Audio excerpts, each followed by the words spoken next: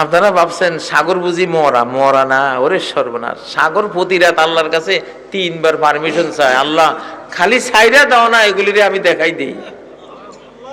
এগুলি আমার কিনারে আসি ল্যাংটামি করে, আমার কিনারে আসি এগুলি সূর্যের পূজা করে, আমার তো সহ্য না, আল্লাহ ছাইরা দাও তুমি, এগুলির আমি দেখাই দিই। একবার সুনামি হয়েছিল নি, মনে আসেনি?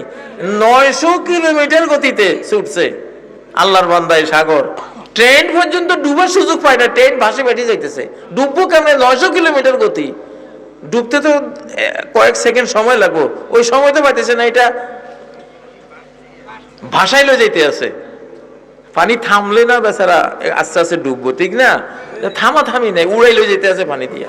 তাহলে বাংলাদেশের ভয়ের কিচ্ছু নাই, একটা বাহিনী পাইলাম, বিশাল সাগর, আর নদীরা সব আমাদের নেভি ফোর্স, নৌবাহিনী, আর পাহাড়গুলি হলো আমাদের মাউন্টেন ফোর্স।